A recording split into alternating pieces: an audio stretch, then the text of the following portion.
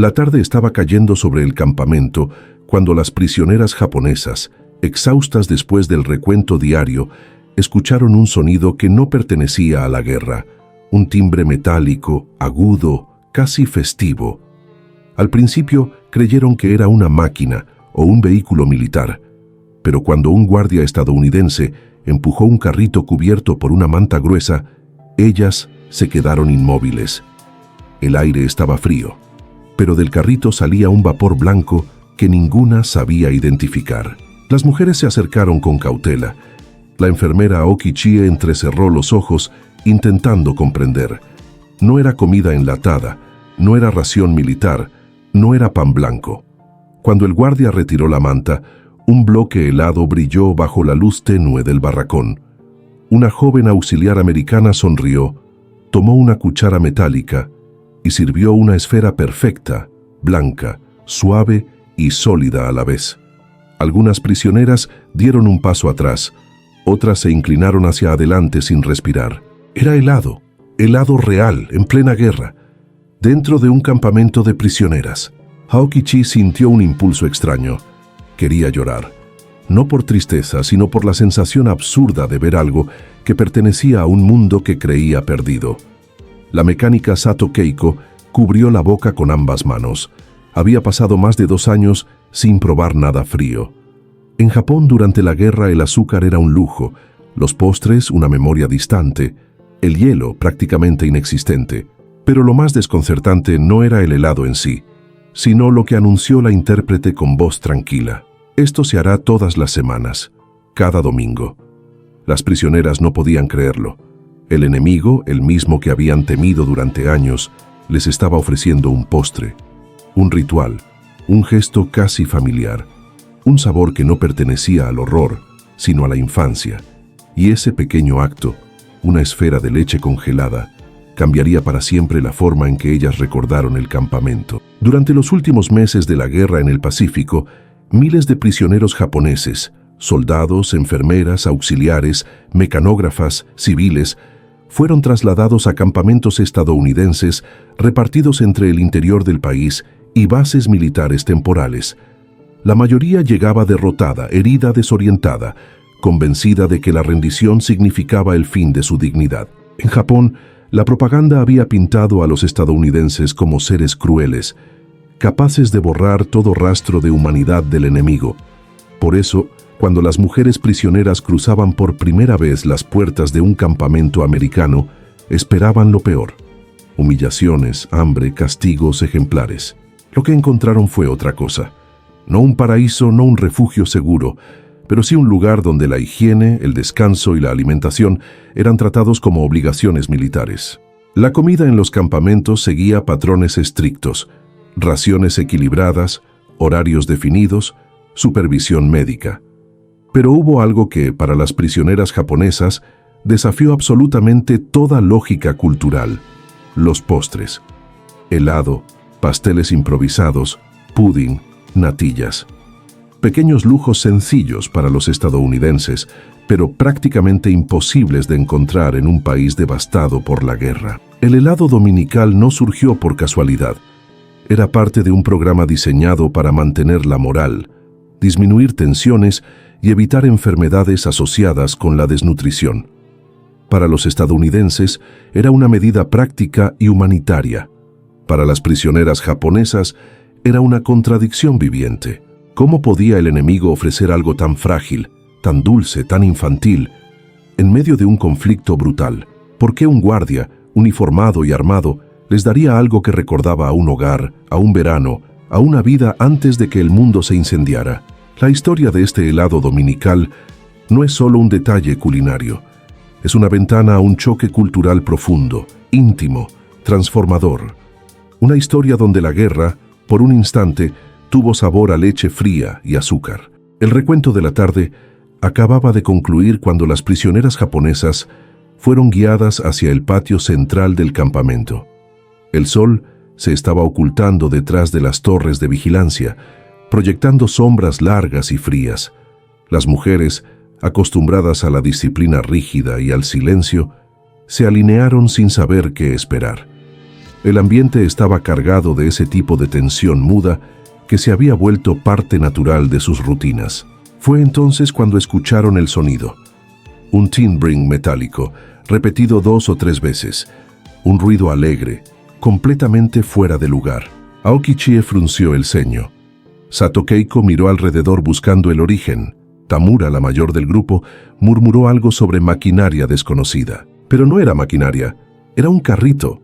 Un guardia estadounidense, acompañado por una auxiliar femenina, empujaba un carrito de metal cubierto por una manta gruesa. De su interior escapaba un vapor blanco, suave, que se mezclaba con el aire frío de la tarde. La manta estaba ligeramente húmeda por dentro, como si ocultara algo que se derretía lentamente. Las prisioneras se miraron entre sí, confundidas. Aquel no era el olor de la ración militar, no era el olor del pan blanco, tampoco el olor del caldo aguado que a veces recibían. Era un aroma dulce, casi imperceptible, pero extraño para quienes llevaban meses alimentándose a base de lo mínimo. La auxiliar estadounidense sonrió, una sonrisa contenida para no intimidar. Se acercó al carrito, retiró la manta y reveló un balde de metal lleno de hielo triturado y un recipiente más pequeño hundido en el centro. El frío se elevó en una nube de vapor, y la textura lisa y blanca del contenido hizo que varias prisioneras retrocedieran instintivamente. La intérprete japonesa dio un paso adelante y habló con claridad. Hoy recibirán algo especial. Los americanos lo llaman helado. Hubo un silencio abrupto. La palabra no encajaba. Helado. En plena guerra. ¿En un campamento de prisioneras? La auxiliar tomó una cuchara metálica larga, la hundió en el recipiente y sirvió una esfera perfecta de crema blanca sobre una taza de hojalata. El sonido de la cuchara raspando el metal hizo que las prisioneras contuvieran la respiración. Aoki Chie sintió un temblor recorrerle los brazos.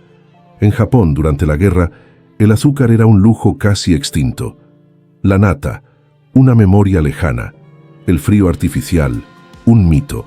El helado era un símbolo de un mundo que ya no existía. Cuando la primera taza fue entregada a manos de Sato Keiko, la mujer quedó petrificada. La sostuvo sin saber qué hacer. El vapor frío subía hacia su rostro como un fantasma familiar. La acercó a los labios con dudas, temiendo que el sabor la lastimara o que fuese algún tipo de truco. Pero cuando lo probó, algo dentro de ella se rompió. El frío la golpeó primero, luego la dulzura, luego una oleada de recuerdos que no había permitido sentir en años. Un verano en su infancia, empujando una bicicleta, la mano de su madre entregándole un dulce. Una sensación simple, ligera, humana. Keiko bajó la taza lentamente y cerró los ojos. Se le llenaron de lágrimas sin llanto. No era tristeza, no era felicidad. Era una mezcla imposible entre nostalgia, incredulidad y alivio. Aoki Chie tomó su ración con las manos temblorosas, la probó y sintió lo mismo. Las prisioneras se quedaron en silencio, degustando el frío como si fuera un mensaje cifrado. El enemigo les había dado un postre real, en un domingo cualquiera. Y aunque no podían comprenderlo del todo, algo dentro de ellas, algo pequeño pero profundo, comenzó a cambiar. O como escribió más tarde una de ellas, el helado no sabía a victoria ni a derrota, sabía a un mundo que creímos perdido, y por un momento lo recuperamos. La sorpresa del primer helado dominical no se disipó con el paso de los días. De hecho, lo contrario ocurrió. La expectativa comenzó a crecer en silencio, como un rumor que recorría el barracón cada vez que el cielo se aclaraba y el calendario improvisado marcaba un nuevo domingo. Para las prisioneras japonesas el tiempo había perdido su forma durante la guerra. No existían semanas, ni meses, ni estaciones. Todo era una continuidad de supervivencia. Pero el helado devolvió la noción del domingo. Aoki Chie fue la primera en notarlo. Durante su vida civil, antes de convertirse en enfermera del ejército imperial, los domingos eran el único día donde podía caminar sin prisas, beber té con su madre y sentir que el mundo respiraba con un ritmo más lento. En el campamento, esos recuerdos se habían convertido en sombras borrosas, pero ahora, un simple sonido, el tintineo metálico del carrito, le permitía anticipar algo fuera de la rutina militar. Un pequeño lujo, una pausa emocional. El segundo domingo llegó más rápido de lo que las prisioneras esperaban. Esa tarde, mientras realizaban tareas ligeras y se organizaban para el recuento, escucharon el mismo timbre metálico. Y esta vez, reaccionaron de otro modo. No hubo susto, no hubo retroceso. Hubo un movimiento casi coreografiado de mujeres girando la cabeza al mismo tiempo, intercambiando miradas que ningún guardia necesitó interpretar. El carrito llegó guiado por la misma auxiliar americana, que parecía disfrutar genuinamente de la tarea. El vapor blanco, más denso por el frío intenso de la tarde, envolvía la escena en un halo casi cinematográfico. Una mujer japonesa murmuró algo que hizo reír a sus compañeras. «El enemigo sabe hacer magia». La intérprete, sonriendo sin mostrar dientes como dictaba su cultura, tradujo sin malicia. «Dicen que parece magia». La auxiliar americana soltó una carcajada suave. «No es magia, es domingo». El proceso se repitió con una precisión casi ceremonial. La cuchara metálica golpeó el borde del recipiente. El helado cayó en tazas de hojalata y las prisioneras avanzaron una por una, no con miedo, sino con una especie de reverencia silenciosa.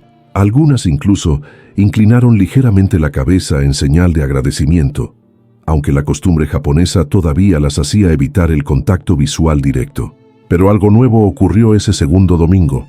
Las prisioneras comenzaron a hablar entre ellas mientras comían, no de guerra, no de pérdidas, no de la incertidumbre que las esperaba al final del conflicto. Hablaron de helados que habían probado años atrás, de sabores que recordaban de su infancia, de pequeños momentos que la guerra había enterrado bajo capas de miedo. Sato Keiko confesó que su padre le había comprado un helado justo después de su graduación. La guerra había comenzado semanas después y nunca volvió a probar uno.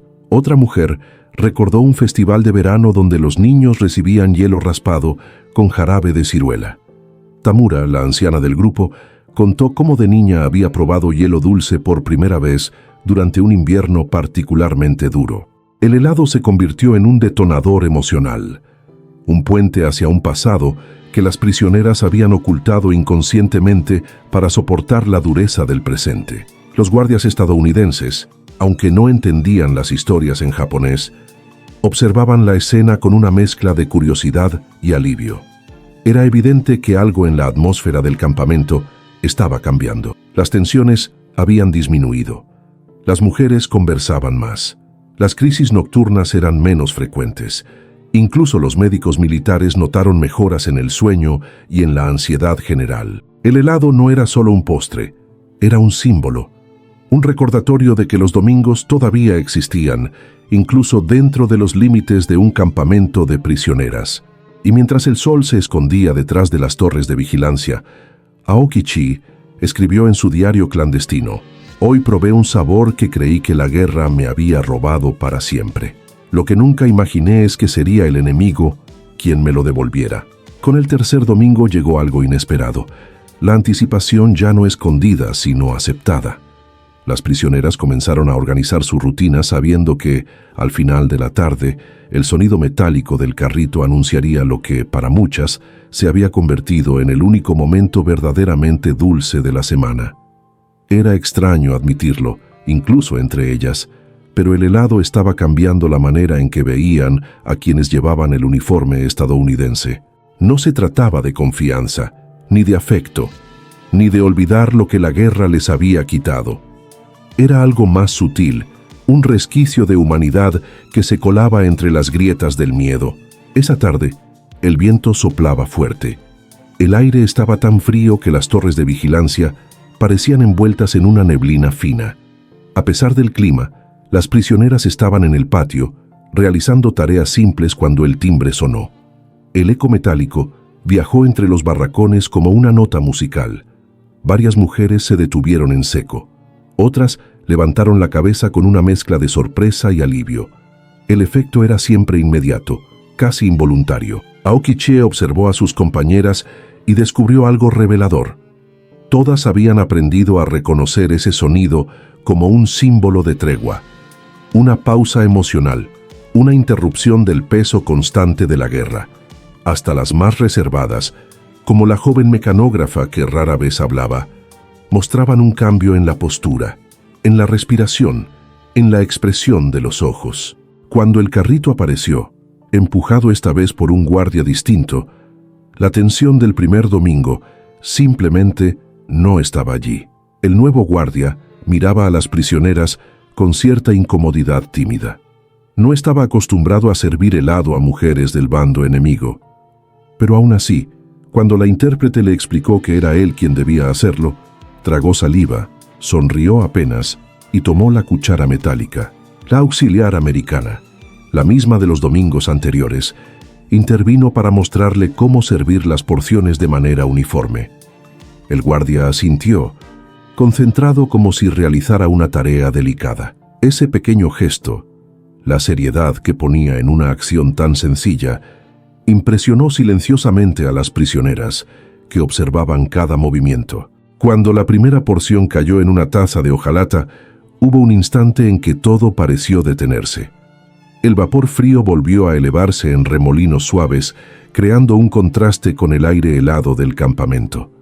Ese vapor, tan simple, era ya parte del ritual, parte del misterio, parte del impacto emocional. La intérprete anunció: «Hoy algunas recibirán 2 cucharadas».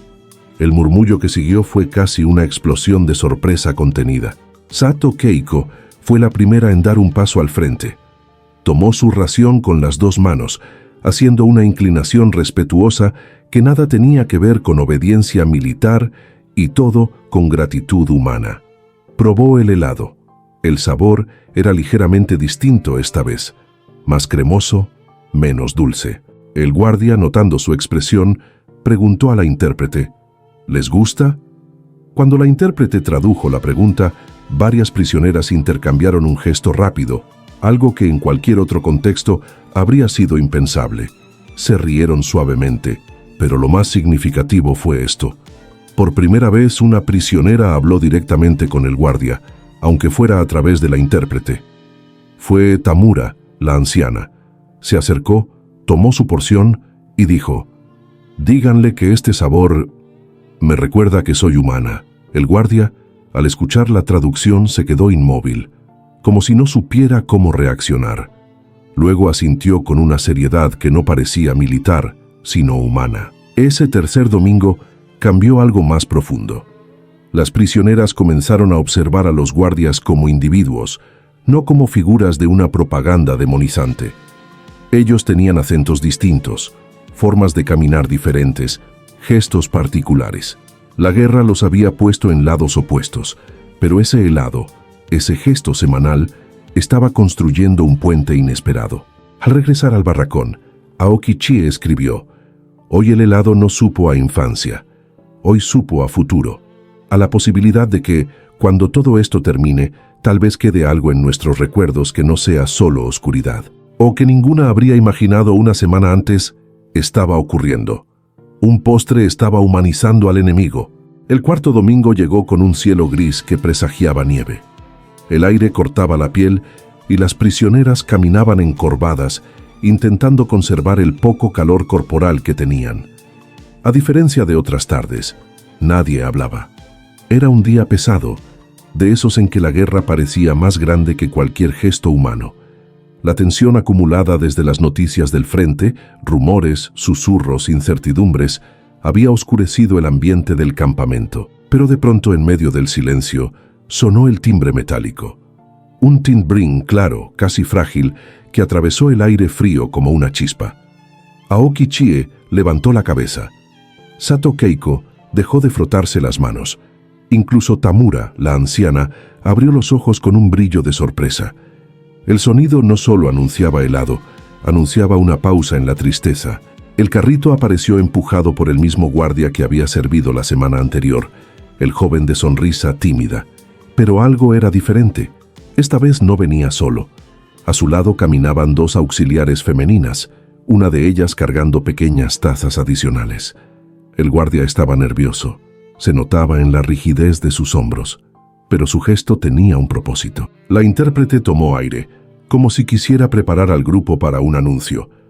«Hoy Los guardias quieren compartir algo con ustedes. Las prisioneras se tensaron de inmediato. Compartir. La palabra desconcertó a todas. En la cultura japonesa de la época, la comida, especialmente algo dulce, tenía un significado social profundo. Compartir con el enemigo era algo casi impensable. La auxiliar americana abrió una pequeña caja metálica y mostró cucharas nuevas, aún brillantes. El guardia tomó una de ellas y por primera vez desde que comenzó este ritual, sirvió una porción de helado para sí mismo. El silencio fue absoluto. Solo el viento entre las cercas sonaba. El guardia levantó su taza en un gesto breve, casi tímido. La intérprete tradujo: «Dice que si ustedes van a comer helado, él también quiere hacerlo». Una prisionera murmuró incrédula: «¿Por qué?». La intérprete continuó: «Porque quiere que sepan que no están siendo vigiladas hoy, sino acompañadas». El comentario cayó como un rayo emocional. Aoki-chie sintió un nudo en la garganta. No era un gesto teatral, no parecía un truco. Había algo genuino en la forma en que el guardia intentaba participar del momento que, sin querer, habían creado juntas. Las prisioneras avanzaron, una por una, en silencio. Tomaron sus raciones, y cuando el guardia probó la suya, ocurrió algo inesperado.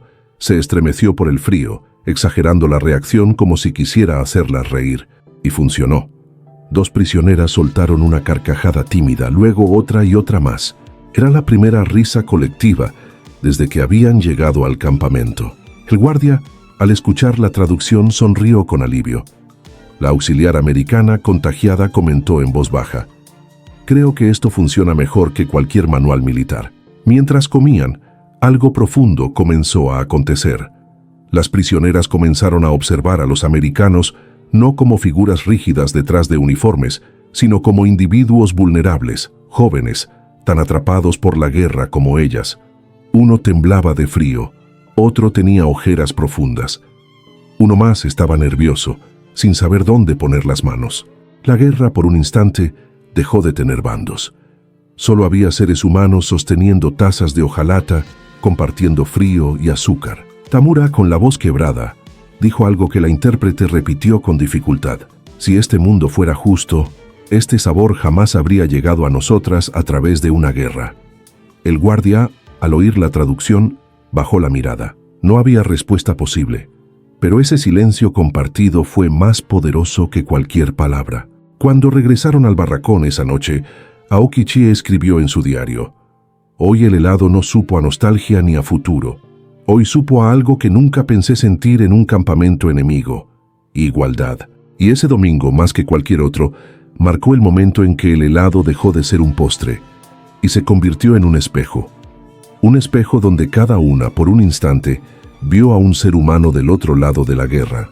Décadas después, cuando la guerra ya era un capítulo amarillo en los libros de historia, muchas de estas mujeres fueron entrevistadas por jóvenes periodistas que buscaban relatos de crueldad, privación o supervivencia extrema. Esperaban escuchar sobre interrogatorios, castigos, hambre, pero casi todas comenzaron con la misma escena, la misma imagen suspendida en el tiempo: el carrito metálico, el vapor helado, el sonido del timbre y el sabor frío del primer domingo. Para Aoki-chie, aquel ritual no fue un lujo, sino una grieta en la oscuridad. Guardó durante años la pequeña cuchara de hojalata que había usado en el campamento, no como un recuerdo de cautiverio, sino como un símbolo del día en que su corazón, endurecido por la guerra, volvió a sentir algo que no fuera miedo. Sato Keiko, entrevistada ya octogenaria, lo explicó con palabras sencillas: «Ese helado no nos hizo libres, pero nos hizo humanas otra vez». Para ella, el enemigo no fue definido por armas o uniformes, sino por un guardia joven y tímido que decidió compartir una ración de helado para que ellas no se sintieran observadas, sino acompañadas. El helado no cambió el curso de la guerra, no salvó territorios, ni detuvo ejércitos, ni reescribió tratados, pero dejó una marca profunda en quienes lo probaron, porque a veces, en medio del mayor conflicto de la historia, la humanidad no aparece en discursos, ni en estrategias, ni en actos heroicos, sino en una cucharada dulce, fría e inesperada. Un gesto pequeño que no gana guerras, pero que puede rescatar una alma cansada.